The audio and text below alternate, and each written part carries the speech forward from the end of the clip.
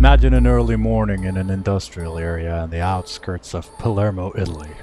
The only place to stop and rest is worn-out gas stations, but because of the choices you made when you were young, you had to settle for what was available. Welcome to Truck Sim Diaries. In this video series, I record my Euro Truck Simulator 2 gameplay, and I use it as a backdrop for my unscripted thoughts on what's going on in my life and the world around me. Sometimes I will have a lot to say, sometimes I will just comment on the gameplay, and sometimes I'll just be quiet. Either way, I am glad you're here. So let's take a look at what got us here and how do we get out of it. And we are on the, what is this, the 10th job of the Eliarchos contract. We only have, after this one we'll only have 4 jobs left, I think.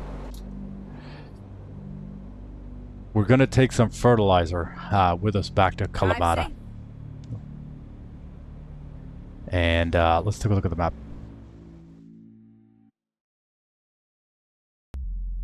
So the pickup is here, so it's a short drive, and then we're gonna take the shortest way back to Kalamata. The ferries are all up here in Bari, like we did last time. All right? Let's go. Let's go.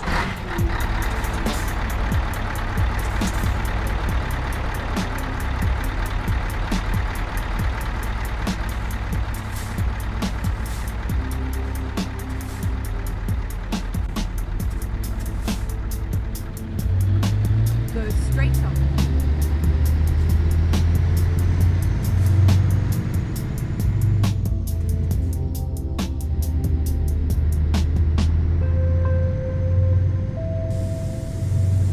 And it is an early morning for me. I'm on my last day of me time. My wife and kids will be back home today. And it's been great. I'm going to be completely honest. Not that I don't miss them, I do. And I would rather have them, well, I don't know. I was going to say I would rather have them not leave, but this is a win for everyone. They get to spend some time with her grandparents. My wife gets to talk to her parents. And I get to reflect. Go straight on. And you know how there's this phenomenon that I've noticed among friends and loved ones and girlfriends and wife, At the roundabout. that they kind of turn into the child when they meet their parents, even though they're adults. And since I've never had that, I've never had this coming back to mommy. I mean, me and my mother, we meet on talk on a regular basis, but that is new. It wasn't like that when I was a kid. I didn't live with her when I was a child. So that is like, we're getting to know each other now. So it's not like, you know, mom's cooking or that kind of stuff didn't exist for me when I was, you know, young. So I never had a place to fall back to. Where she lives now is not where I grew up or anything. So she's more of a stranger to me than anything else. She hasn't guided me through life or any of that stuff. It's all just awkward in a way. My kids loved. I mean, I do it because she's nice and now, and my kids get to have a relationship to their grandmother, so that's good, I suppose. But this whole thing of becoming the child, when do you know what I'm talking about?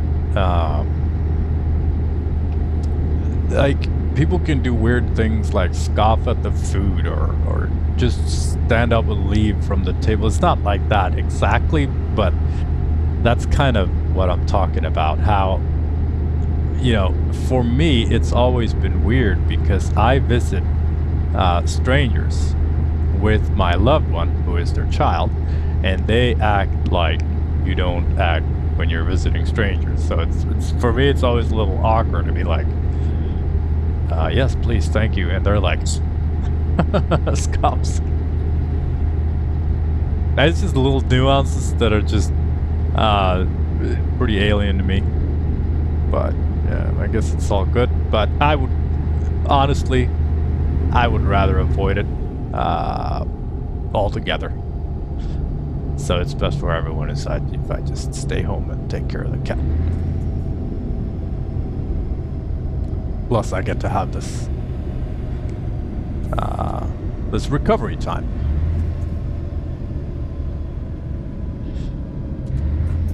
I want to be in the left lane, but I'm not gonna push it. I wonder if I can go behind this blue one. In front of the bus. Come on, bus. Yeah, there you go. Feel bad because I've been crashing so much.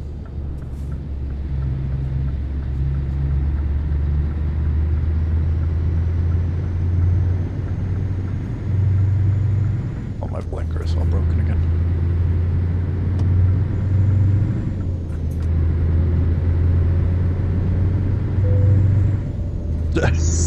Trailer damage from going over. Well, it wasn't a crash.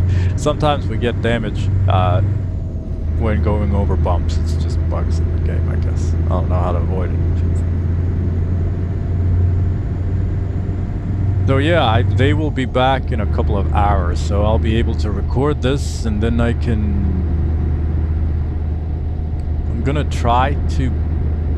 So I want my kids to get, you know, I want my kids to be whoever they want to be, you know.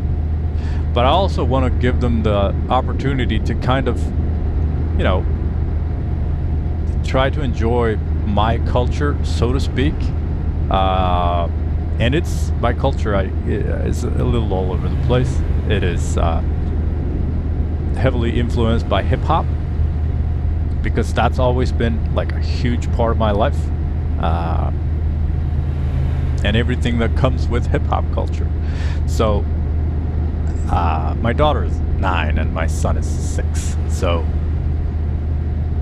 one little project that I have is I'm gonna build a graffiti wall for them, so and teach them how to use a spray can. I've taught them, like I've shown them kind of the basic shapes of graffiti letters on how you can think. I mean, it's all free form. You don't have to confine to any rules or anything like that. That is the last thing you should do. But you know, bubble letters and, you know, wild style letters, just kind of show them the basic, you know, if they like that stuff. And also, like when we're out traveling, you know, we take a moment to stop and look at the graffiti pieces that we come across. It's a little hard when you're riding on the train because it all just swooshes by so fast, but you know, sometimes you can walk up to it. Just I don't do it myself anymore, but yeah, hopefully I can get that done today. I need to go visit a neighbor. Well, it's not a neighbor, lives in the village.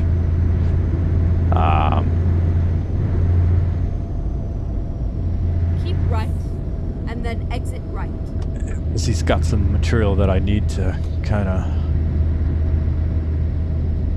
Exit right. build this stuff. That's one of the big perks of being a contractor of sorts. I'm an electrician, so I get to know a lot of carpenters, plumbers, you know, tile dudes. I don't know what the English word for that is called, but tilers. And I get to see how they work, so whenever I need help, I know who to call, and more importantly, I know who not to call, you know. Because there's a lot of that too.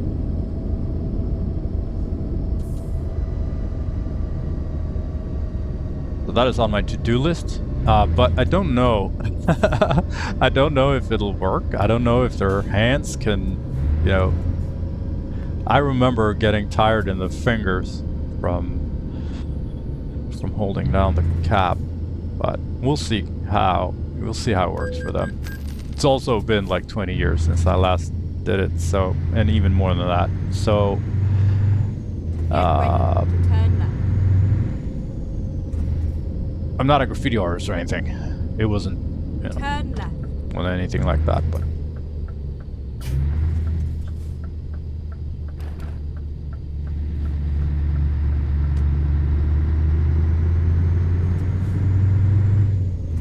So that's gonna be fun. I look forward to see, like, I bought 10 different colors, all bright colors. My daughter and I picked them out.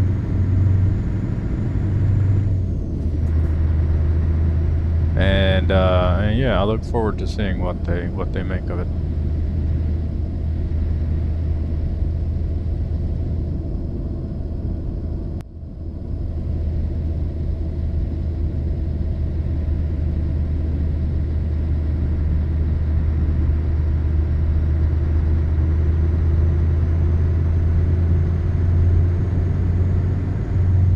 And like, if I need material for anything, wood or any kind of stuff like that,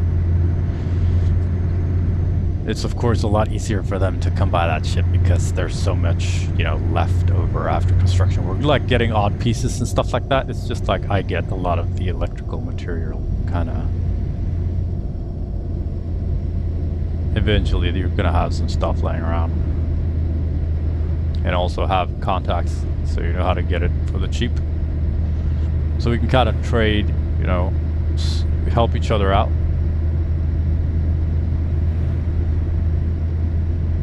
Plus, he's a very pleasant person to be around. This is the fertilizer joint. Get ready to turn right. Oh, I'm ready.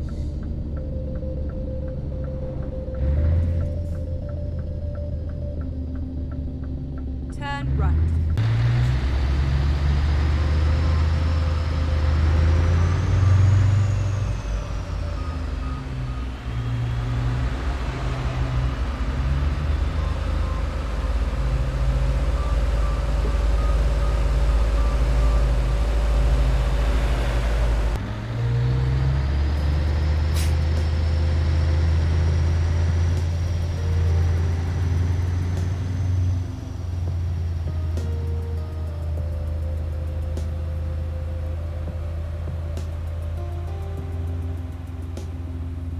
This is where it ends.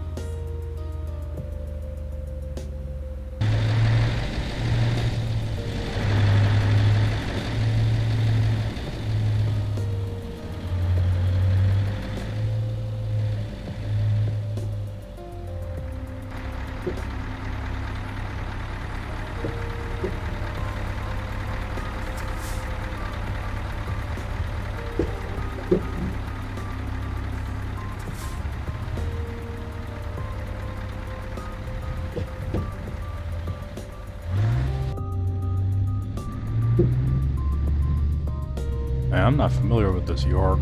We'll kind of see.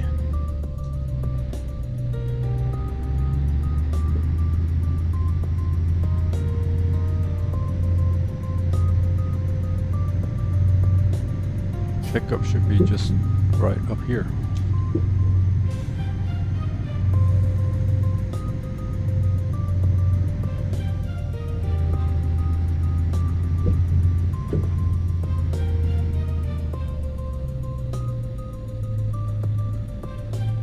Oh, there it is. Give me toward.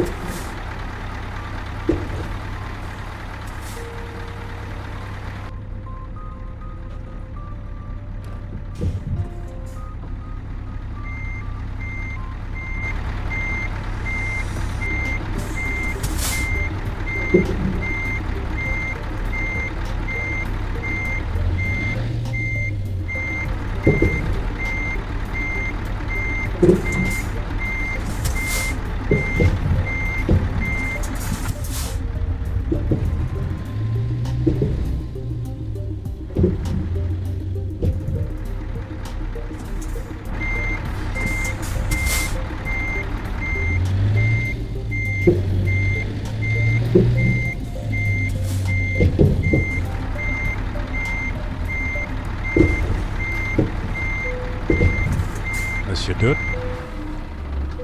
Let's load it up.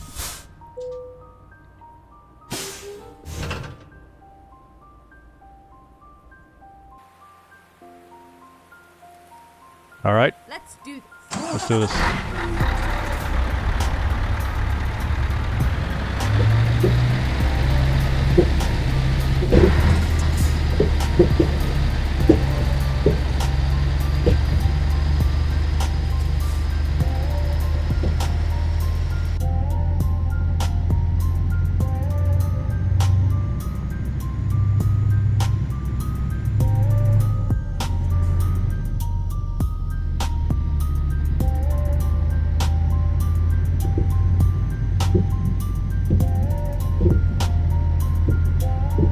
It is bumpy grounds on the fertilizer joint.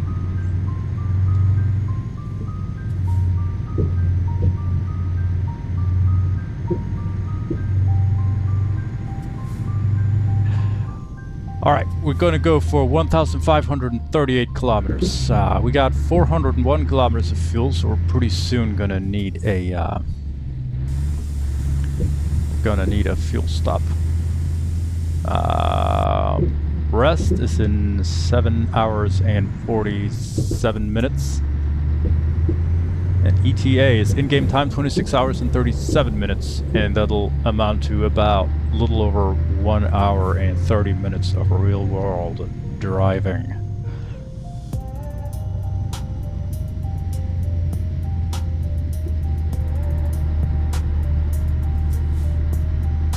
Get ready to turn right. Turn right.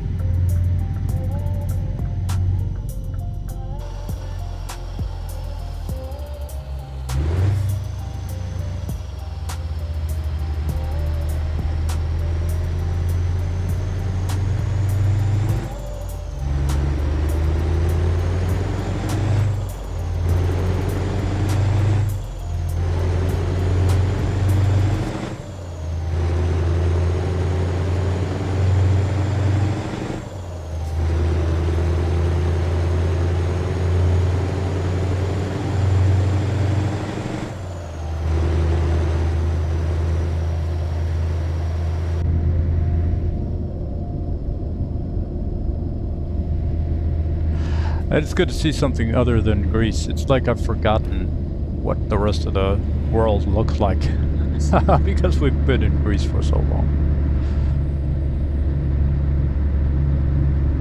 Italy looks green and lush, but it's not super different, but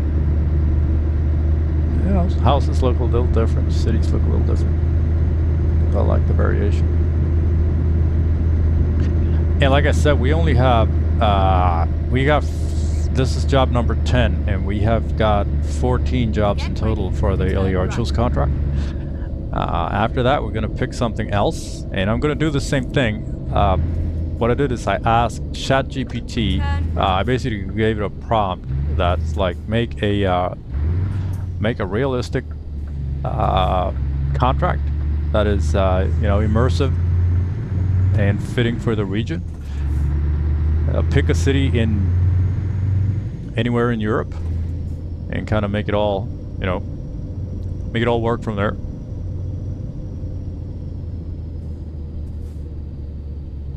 And it was the same thing with the Vilco contract previously as well. I think this time I'm gonna tell it, last time I said pick a city in the region, and it picked Greece for the second time too. This time I'm gonna ask it to pick a city anywhere in Europe. And also to not be afraid to give me a little longer longer drives. I don't remember what cap I set. I don't even remember if I set a cap. I think I just said regional or something like that. But I'll do something to open up the possibility to take longer jobs, because this I guess is a longer job for 1,500 kilometers, and it's fun. Like driving last session was great. I look forward to this one too, where you have to stop and rest along the way and stuff like that.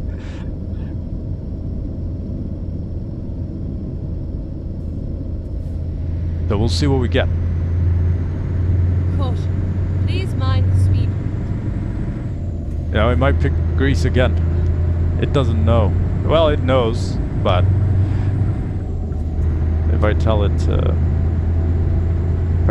pick any city, it's gonna, or sorry, well, I guess any city in any country could possibly pick Greece again. Could pick Greece again.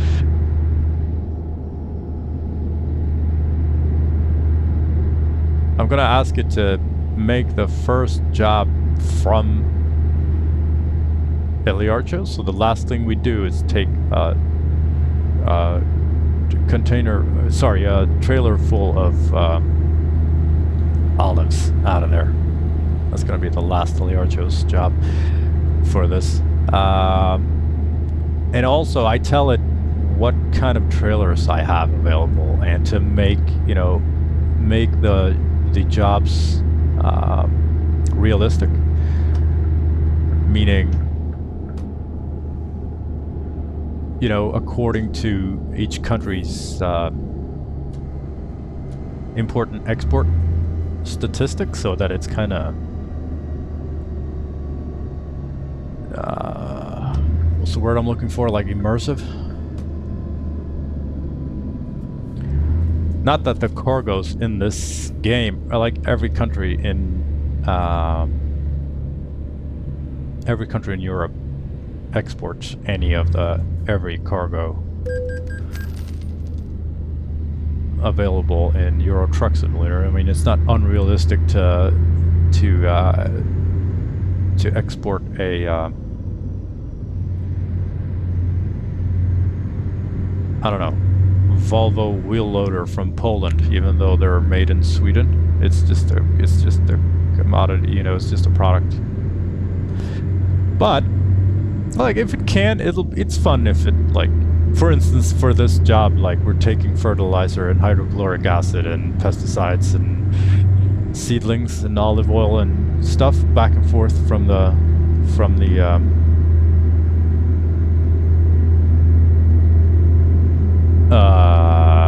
Eliarchos. For instance, the next two jobs is going to be with a dumper trailer. Keep right, and then exit right. And it's going to be excavated soil and gravel, Exit all of right. which is used in and related to olive or, well, I guess any kind of farm. Caution. Please watch the speed limit.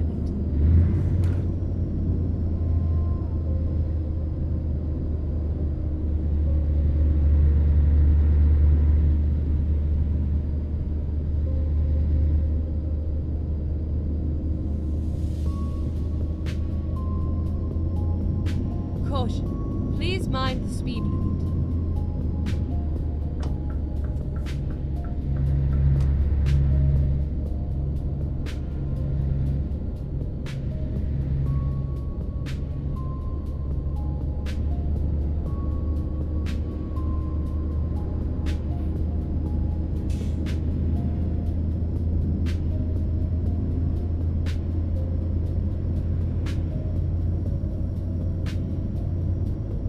Hopefully we can find a gas station in here.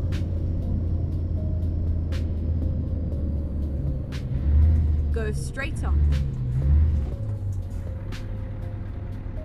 Yeah, there's one up ahead. Should be good.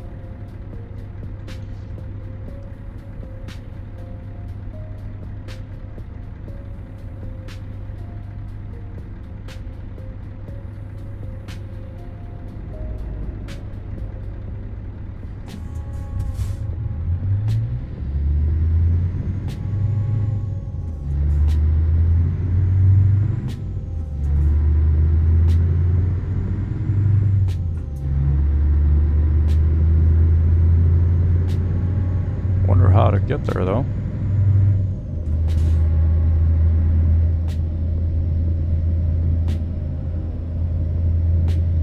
We want to be here.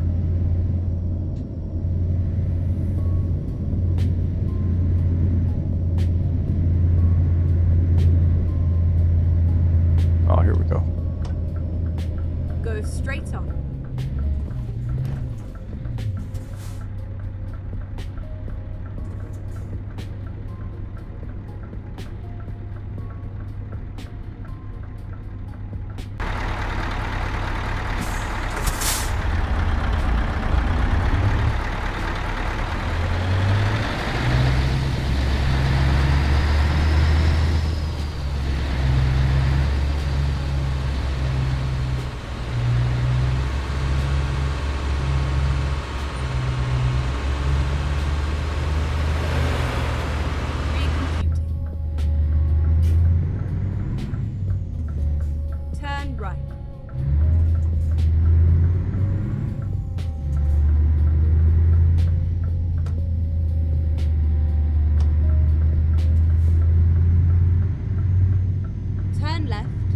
Then turn right.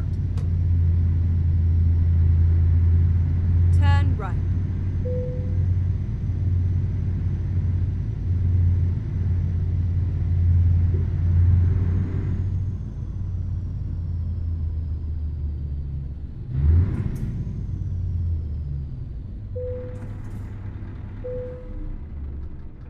Outside. Looks kind of like where we started.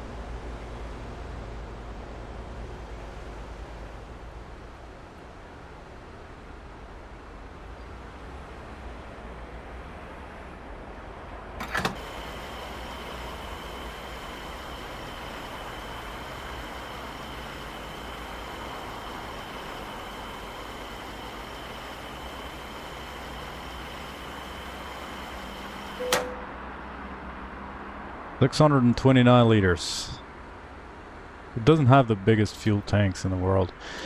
If you look around at other tractor trucks like this that pull semi-trailers, sometimes they only have one axle in the back. This one has two, so two back wheels here. If they only have one, they have fewer wheels on the ground, but they can fit much larger fuel tanks, because the fuel tank is located right here.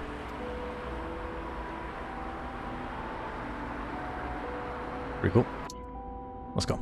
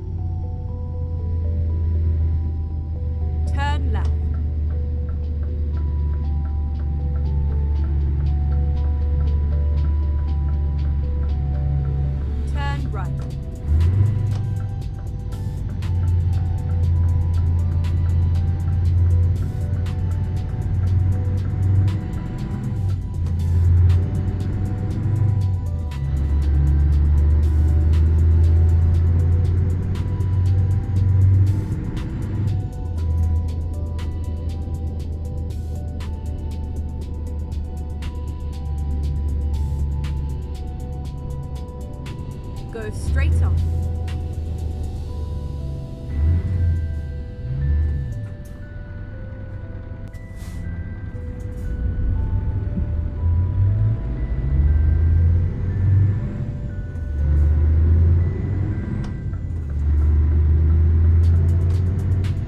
Keep left and then turn left. Turn left.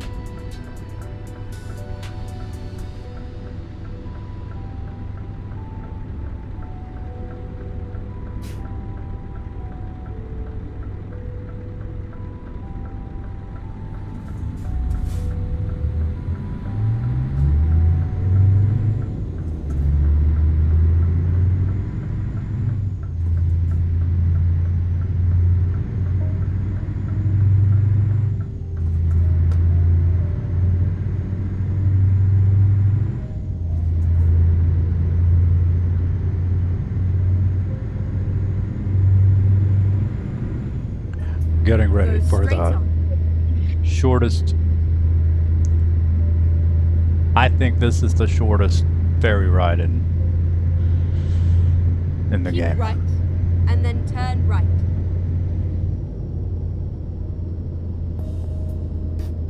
Turn right.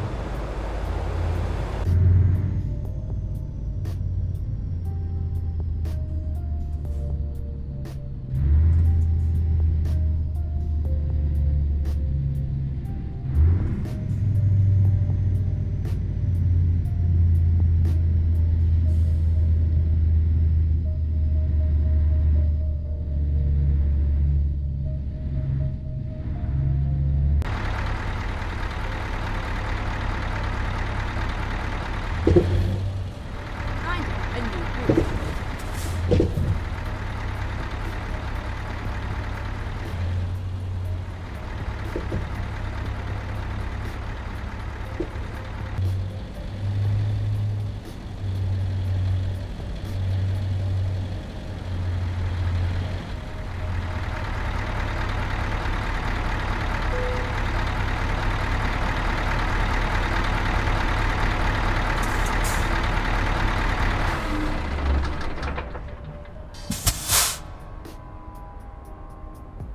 Let's take a look at our possible travel destinations. We only have the one, so we're you can barely see it. There we go. Okay, let's find a new route. I guess we kind of fell asleep, huh? Everyone else is off.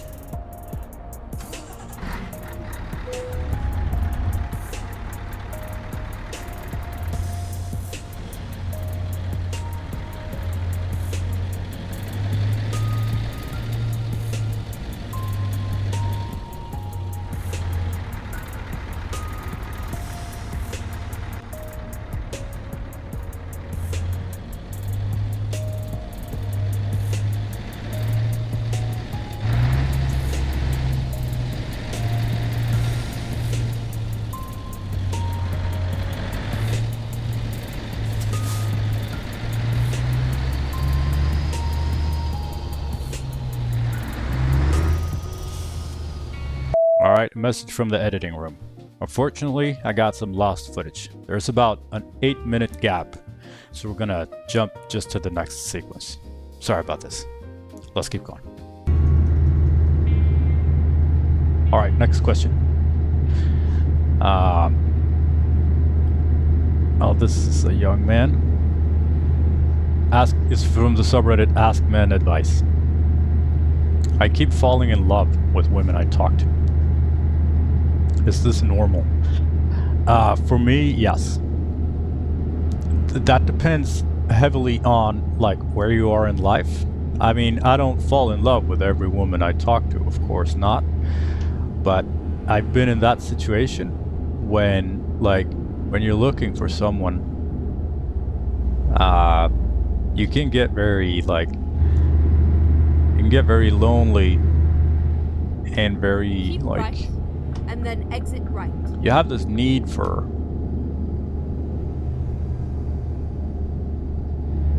Exit right. I don't know, maybe it's a need for personal connection. Not sure what it is, but for me it's very easy to fall in love with people, and I still do. And it was a huge problem for me when I was young because of how you're supposed to only be in love with one person at a time.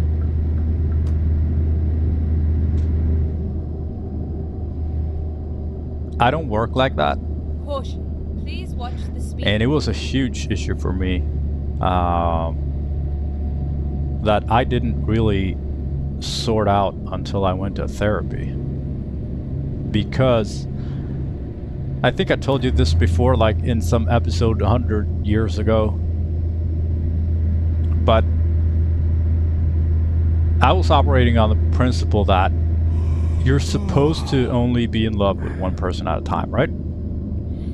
Because that's how everything works. Like, because when you are in love with someone, you pursue that love, and if it's mutual, you build a relationship off of that love, and then you can only have one of those. So, if you had a relationship going into love with one person, you would have to, because you can only be in love with one person at a time, you have to therefore fall out of love with the person that you were in love with previous, because as I said, you can only be in love with one person at a time, because that's how everyone works, supposedly. Obviously, that's not how everyone works. And honestly, personal opinion, but I don't think that anyone works like that.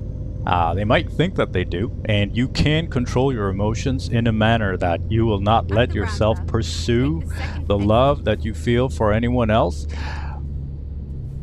But if you tell me that you have been in a relationship for your entire life and you've never had the tingles for another person, even if it's just for a fleeting moment, I'm gonna go ahead and call you a liar, or you're suppressing something. Because I don't think that's how we work as humans at all. So it was torture for me, because, as I said, I easily fall in love with people,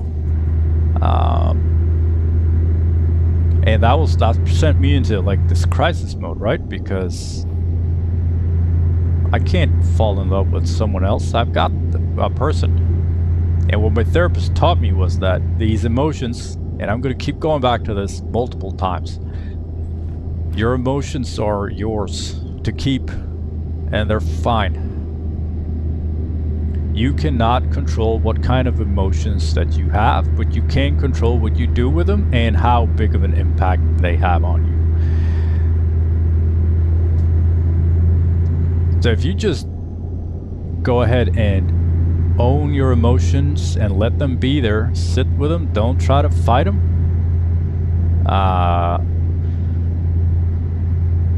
what matters is not what you feel, what matters is what you do with it. Like, we worked a lot on that, my therapist and me. This was a long time ago.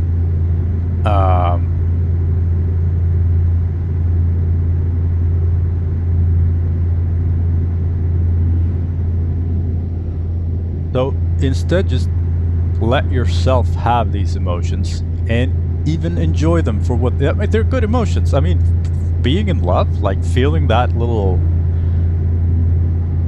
thing, don't act on it. That would be fucking stupid. But, don't fight it. You don't have to. You don't have to try to make yourself not feel something that you feel, because that'll fucking kill you if you do that for long enough.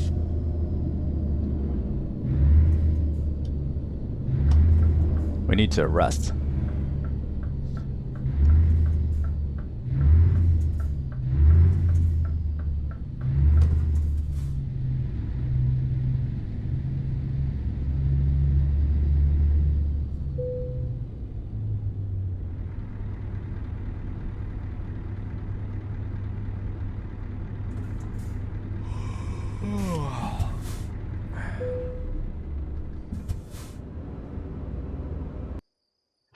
We wake up at midnight.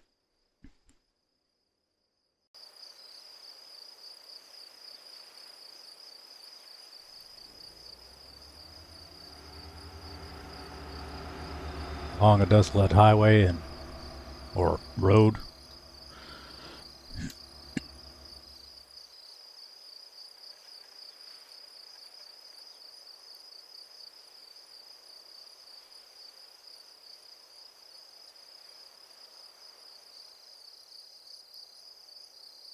I like to step out of the truck just to get a feel for the area.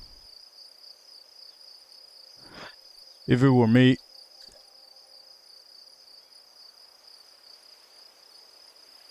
I will kind of take this little moment, maybe. I don't know. Let's hop in. Get the rest of our sleep.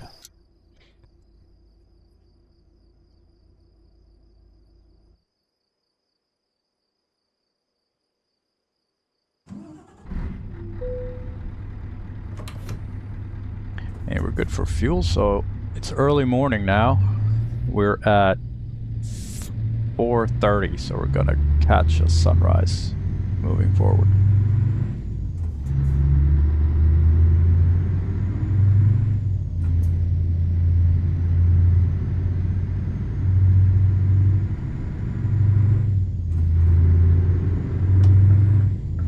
So yeah, it is completely normal to fall in love with women that you talk to, or men for that matter. I have for sure done that too.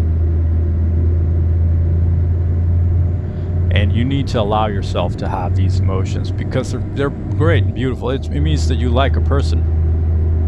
It doesn't make you a bad person at all. You're just being normal.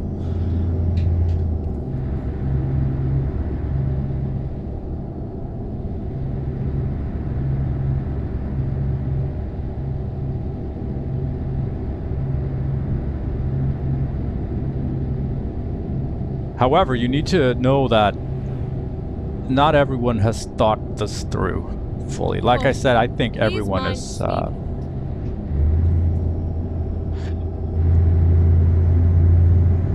I think that everyone is like this. Everyone can fall in love with anyone.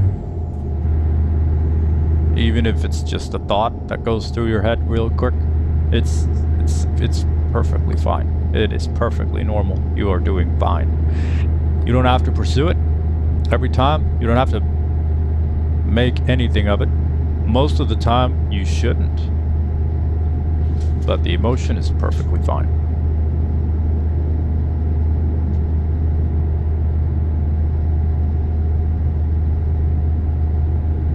And my wife knows this about me, and I know this about her. And it is not keeping me up at night anymore.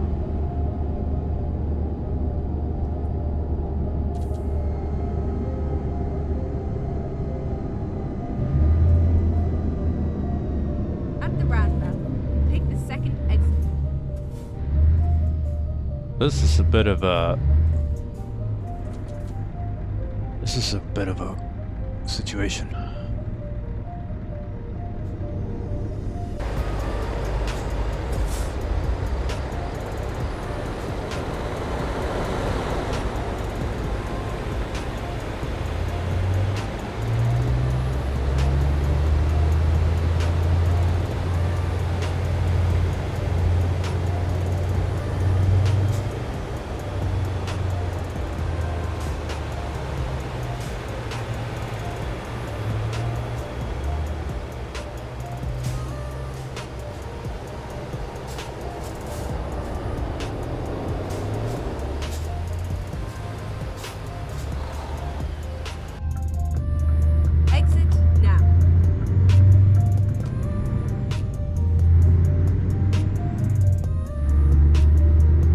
Alright, next question. Yeah, let's keep going on the topic while we're at it. It's a little heavy, but are you missing someone is the next question. And yes, I miss a lot of people. I have lost people in my life for no good reason. Mostly because I have been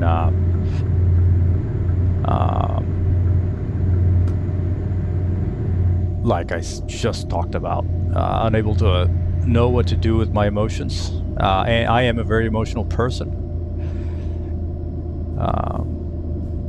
I can very easily get consumed by something and someone.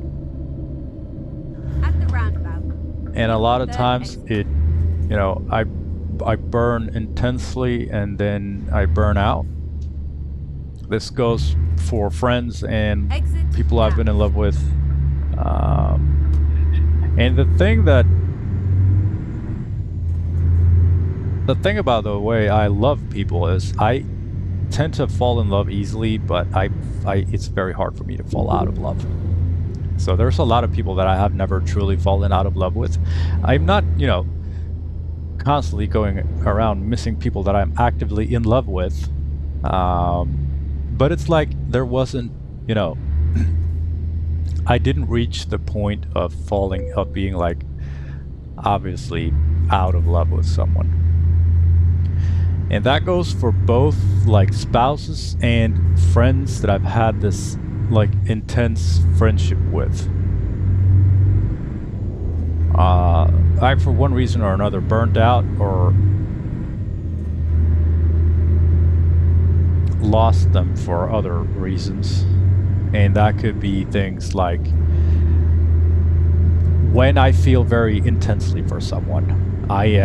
Because I was so confused about all my emotions when I was younger, I didn't know how to handle my emotions, especially when they were very intense. And I didn't know, like, I haven't seen this arc of how I usually work with things that I like, because when I find something that I enjoy, something or someone, I get consumed by it. It's like this hyper focus, and everything else kind of fades away, and it's only this one thing.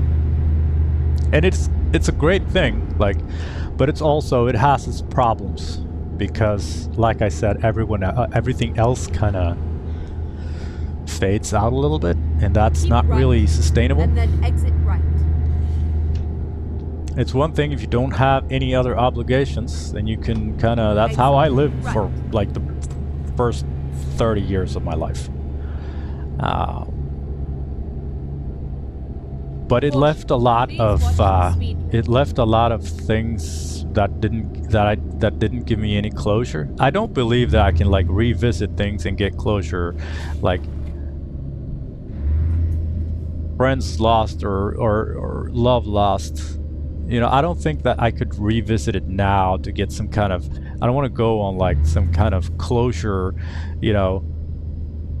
spiritual trip through by his, like, that's not a thing that I don't believe it will work, and I don't think it would be good for me to do that, because I think I have left a lot of people behind me that I left confused and hurt, because like I come in like this sunshine thunderstorm of emotions, which is nice, and then just kind of burn out and disappear. And that's not good. It's not sustainable. It's hurtful for people, and I don't think it would be healthy for me to revisit that kind of stuff. I don't walk around with this emptiness of needing closure. It's more of I have accepted that is a part of like how I live with my history. It's a lot of things that didn't go the way I wanted them to. There are regrets, especially on how I've handled situations like that. But it's also like I know how I work, and I know, how I know how we work now, and I know now how I worked back then. And I have a lot of patience with me, because I didn't know, the things I knew now. And I can't blame, as much as I can't blame someone for making a decision that make a bad decision because they didn't have all the information.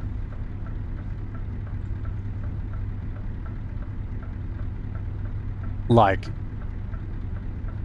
that person didn't know because they didn't have all the information, so they made a decision based on the information that they had. You can't really go back and blame someone for that, because they made the call with what they had at the time.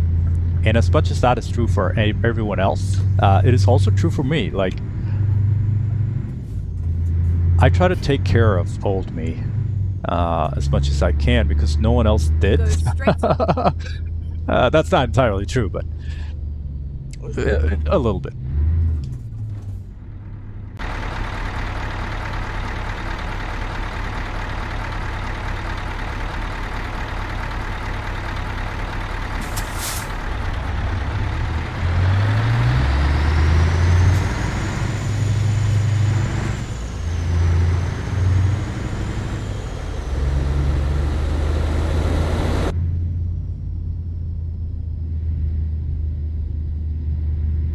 So, like, I forgive myself.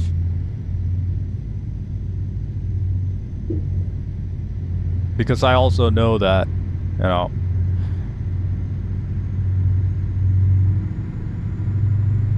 even though I left people hurt,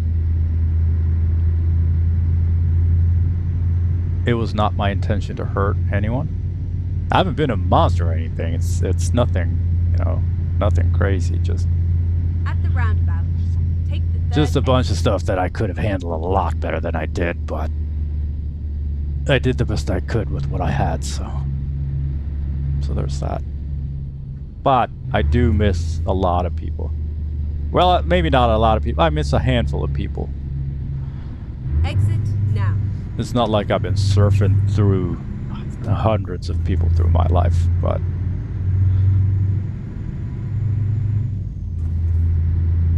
there's maybe a dozen people that I would still like to have in my life. But that moment has passed. All right, let's start the security check.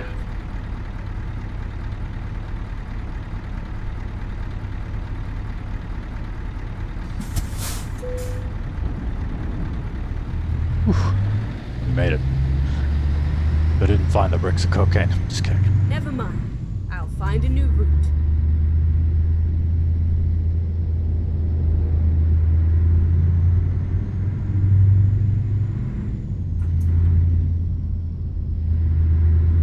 So we're leaving Italy to take the ferry across to good old Greece.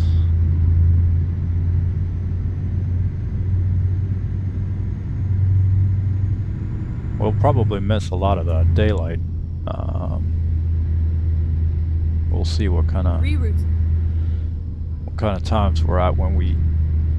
It is 6:44, and I assume that the boat ride is going to be at least 6 hours.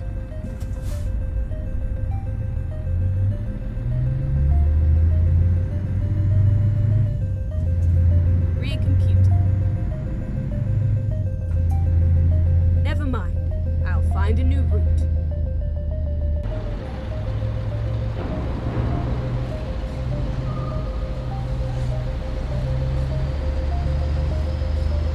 Okay, let's find a new route.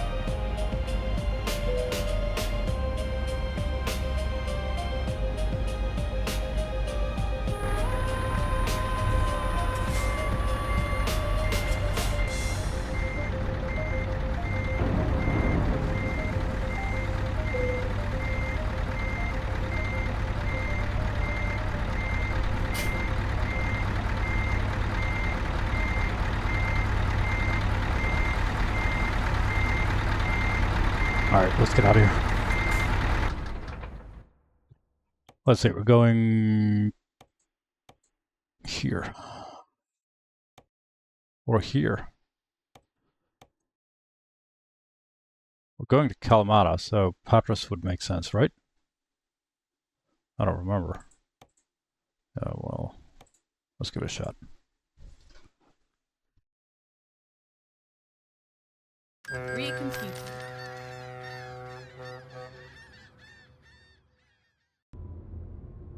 Alright, let's get off the ship.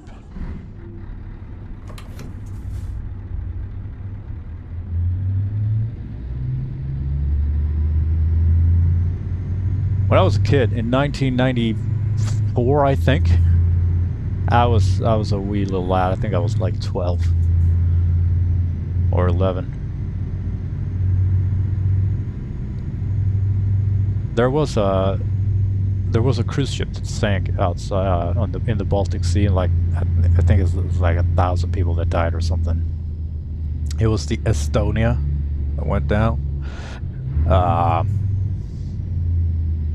And those kinds of cruise ships, they have these kind of vehicle compartments, so you can bring your car on the boat, and a lot of trucks and stuff. And I was very young and impressionable. Like I said, I was 11 or 12 or something.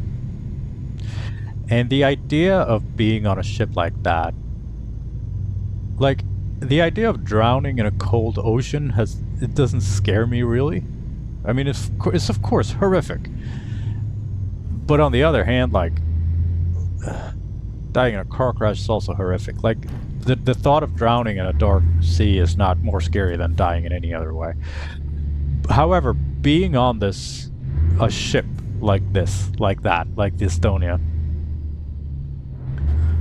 when the time comes to fucking sink, that stresses me out. Because of all the people and the panic and how it's like, it's one of the least practical places to be if you're gonna sink. Do you know how in spy movies, in that kind of action secret agent stuff, they're always like, the guy's like, I can tell you the license plate of every car outside, then I know every exit, you know. I'm normally not that person. Like, after COVID, and I am very wary of large collections of people, and I try to avoid them. And it's not only COVID, it's COVID, and then in Sweden and most of Europe, or at least other parts of Europe, there was this wave of terrorist attacks where they used like vehicles to run people over. So like in large in large groups of people, I tend to keep an eye on how to get out of there, because I'm always trying to get out of there. Reroute. But on a cruise ship or a ferry, I need to know where the fuck I'm gonna go to get out of here. GPS says that I'm a little off. Oh, let me just go over here then. It's going against the arrows. Oh yeah, here it is. So when I get on a cruise ship, I become like the Jason Bourne. Because like, if I'm gonna die out in the ocean, I want to die outside the ship. I don't want to get trapped inside with panicking herds of people. That is nightmare fuel for me. I'm not claustrophobic. I keep saying that, but I bring up horror stories of people getting trapped and dying, so maybe I am a little claustrophobic. I'm not claustrophobic, I'm just scared of dying trapped.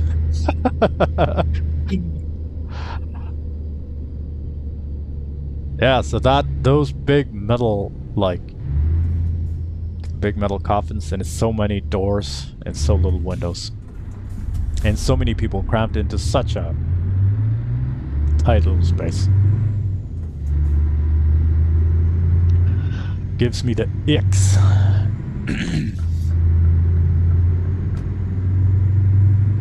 However, going on a sailboat across the Atlantic Ocean, that would be a fucking... I would go tomorrow if I had the chance. Like I told you in the sailboat episode, it has become one of my biggest dreams to go for a long sail trip.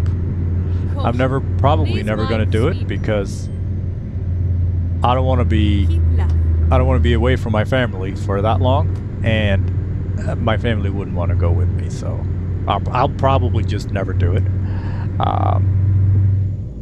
But the thought of being alone on a sailboat, like in the middle of the Atlantic Ocean, that doesn't scare me. But the thought of being on a cruise ship in the middle of the Atlantic, or any other sea for that matter, or any other body of water for that matter, that's off-putting.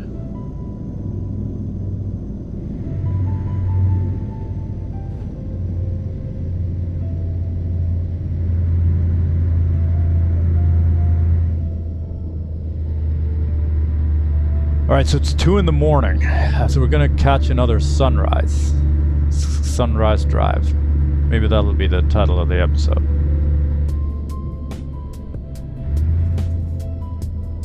Go straight on.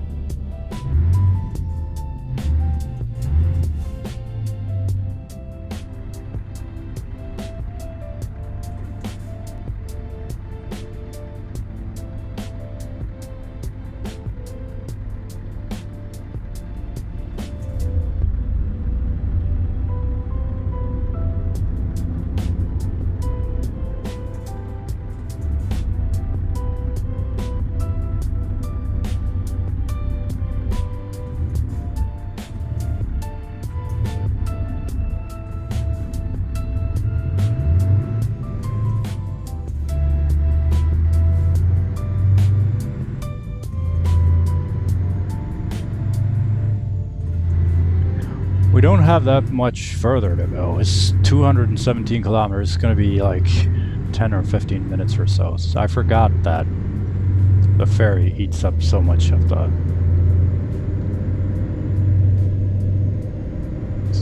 trip. We are good for fuel, we're good for rests, and we're good for time.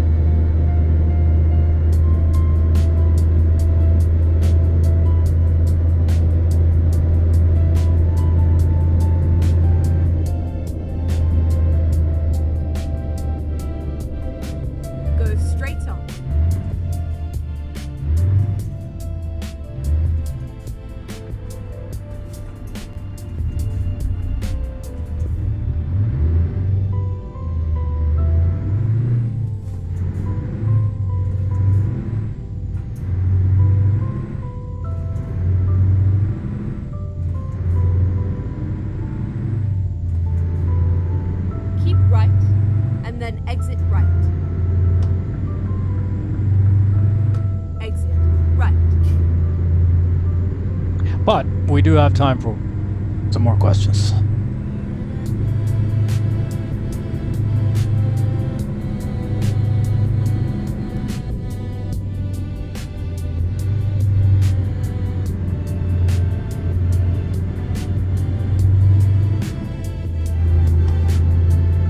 Do men, this is from the subreddit Ask Men, do men, parentheses boyfriends, husbands, like being called names like baby, handsome, etc.? And what names do you want to be called? I'm going to go ahead and speak for all of masculinity here. Yes, we do. The thing is that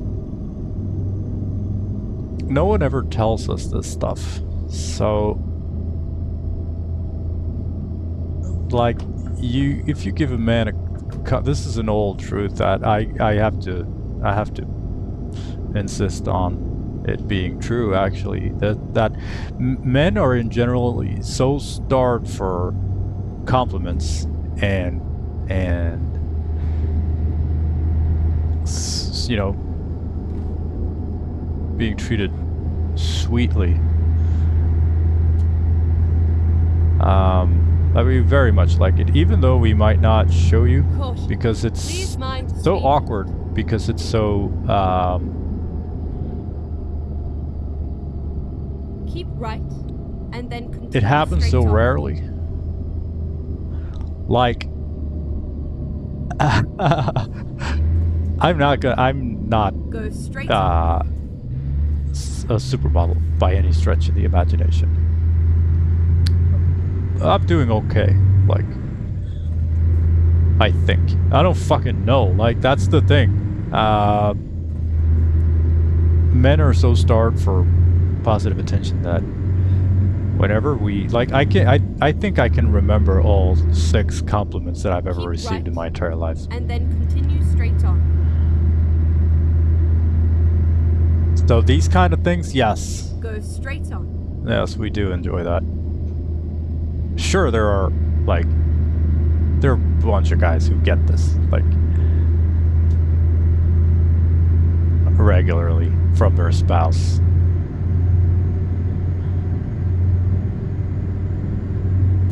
And they may not care that much about it, I don't know. But I think for the large population of men, we are very starved for receiving compliments, and like, why is that? Well, probably because if you give a man a compliment, he's gonna remember that and you for the rest of his life and be like very appreciative of it, and might be a little sticky. So it might be a bit much. So I think that anyone who's ever done that has kind of gotten a response that was maybe a little suffocating. I'm not sure, but I think so. I think men in general can't really handle it very well. They expect, in a lot of cases, expect a lot of stuff, but in the majority of us does not, you know?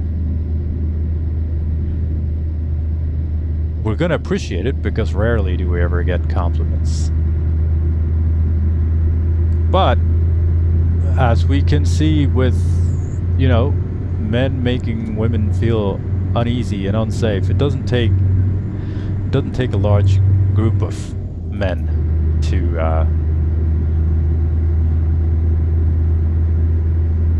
you know, to scare someone or make someone change their behavior. It only takes one.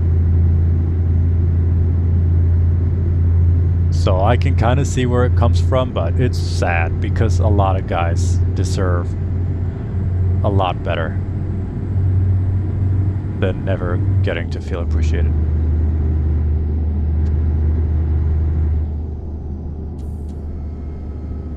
Caution.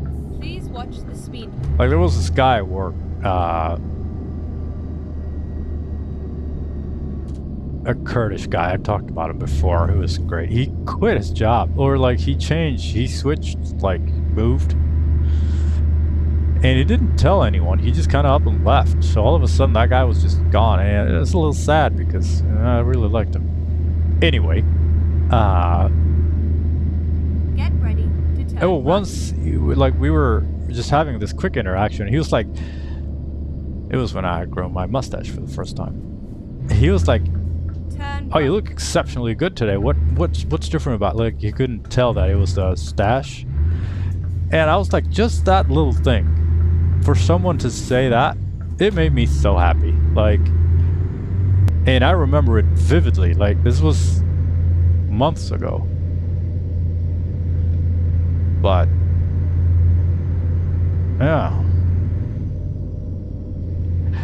And this reminds me when I was in 6th grade. We had this teacher had us kids sit in a, it was fucking, I don't know what kind of stupid shit that was, but they had us sit in a, it was like, we had like, I don't know, fucking relaxation and meditation exercise. It was, I guess it was kind of a,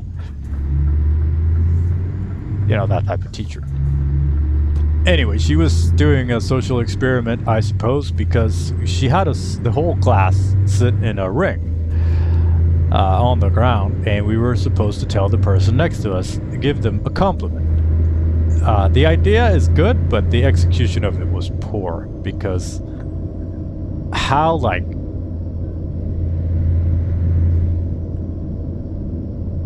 that's not a good thing to do because you're forced to think of something, and it's going to be more about what consequences are you going to have from giving someone a compliment is going to be more on the mind of the girls, especially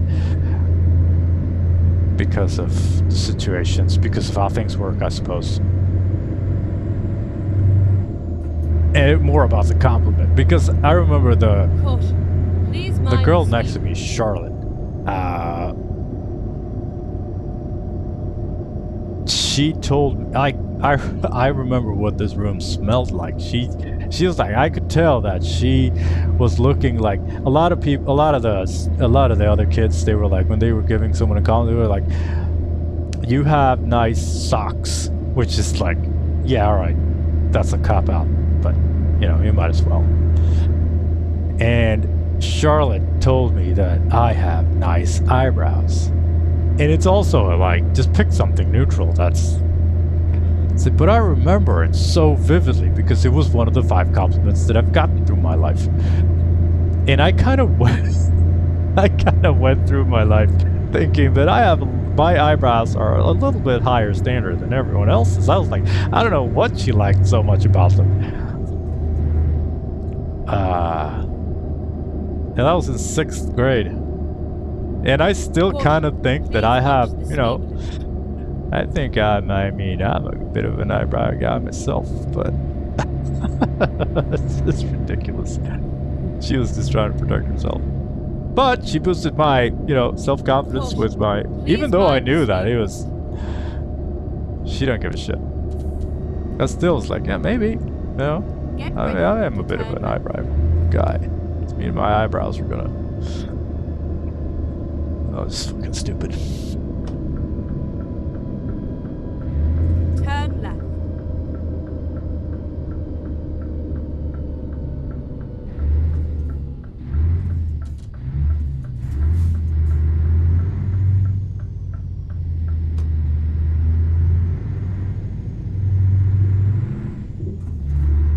All right, next question.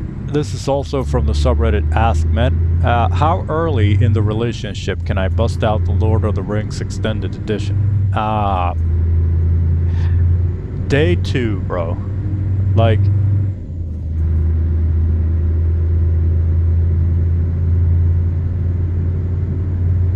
don't hold back on your stuff,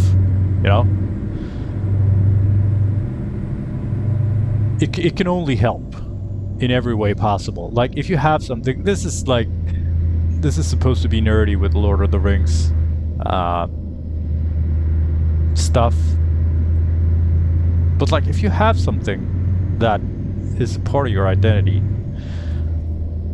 show it right away.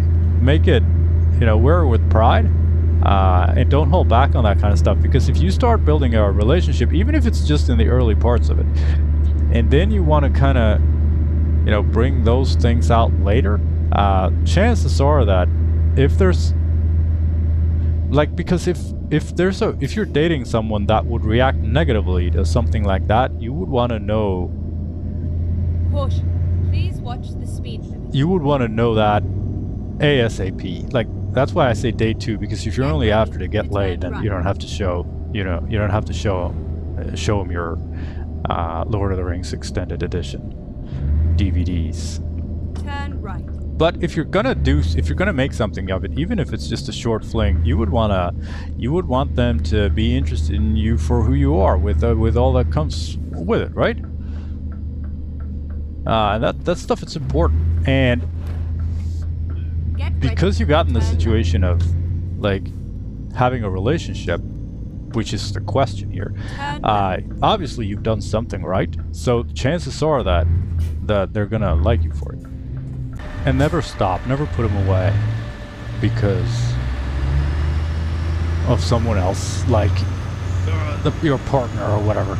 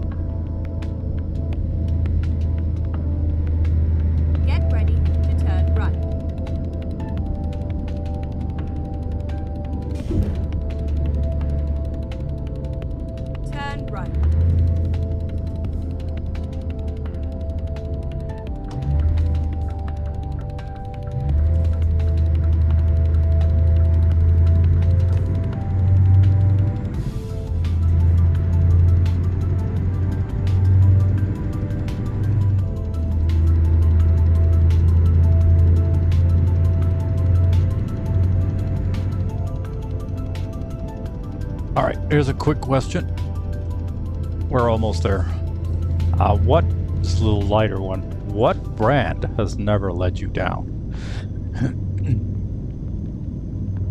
I am a very brand-oriented person. I tend to seek out high-quality brands, and that it means something to me because I expect, you know, if I get an item from a brand that is of a certain quality, I expect all of their items to be of the same quality. You know what I mean? And I tend to, you know, it's just like with Scania here, even though it's just a part of their game, I tend to, you know, put a lot of value into a brand. I fall in love with the iconography and the symbology of stuff, and like it starts having meaning for me. Get ready to turn right. And there are a couple of brands that I thoroughly enjoy. One of them is the clothing brand Carhartt. Carhartt's been a part of my life for all my adult life. I don't remember what was my first, like when I started wearing Carhartt stuff for the first time, but they've always kind of been there, and their stuff has never changed. In the like, they stay the kind of the look stays the same and the quality stays the same. The popularity kind of comes and goes, but they're always, you know, they're always kind of there.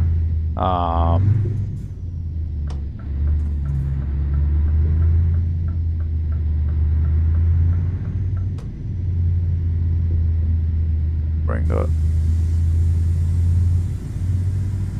front wheel of the front axle of the trailer up. So, and the second brand that I can think of is also a clothing brand, outdoor gears, a Swedish brand called Fjällräven. You've probably heard or seen it. It's just through and through high quality stuff. I mean, they're not, I don't, you know, I wouldn't say that it's still just companies trying to make money. But they can be better or worse at meeting their clients' expectations. Fjällräven is, I like the design, I like the quality of the stuff because you know what you're getting. Turn left. And it's maybe more that than anything else. Like, I don't want to be disappointed.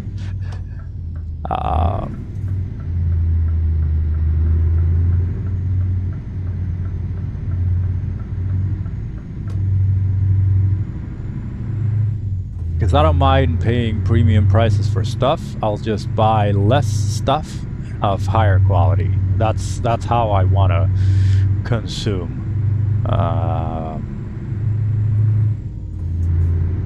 And these two have yet to let me down. Turn right. But honestly, I don't think that I can think of anyone else.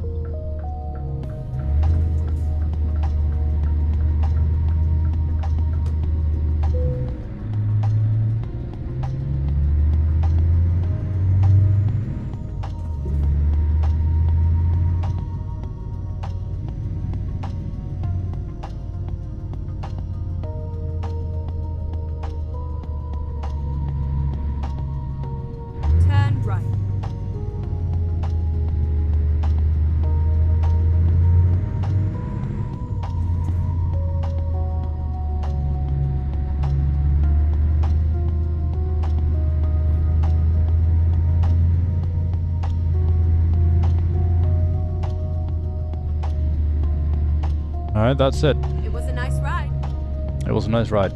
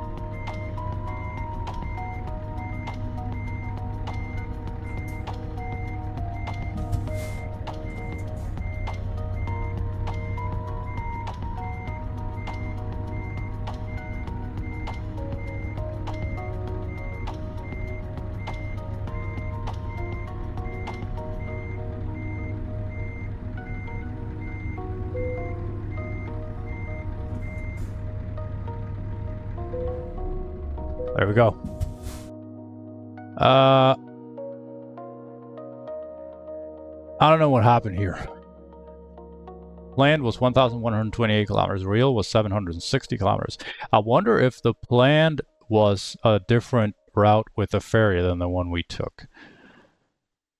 Because this has never happened before. Anyway, 35.5 liters per 100. So we were better than going there, but we're still pretty high on the fuel. 1 hour and 12 minutes of driving from FUI SPA to Eliarchos. We hit the 240,000 kilometer mark with Scania S. We got tollgate transport, no fines. We got some damage at the end. It didn't register though, so that's good. Income was 19,853, so it's a pretty well-paying job. Taxes was 2,900. Other costs 1,237. Fuel cost was 415. So the revenue was 15,222 credits, and that's pretty good. Well, I'm looking at the other jobs, and it's okay. Last job paid a lot better when we brought olive oil out. That one was 31,000. Anyway, delivery rating was 4 stars.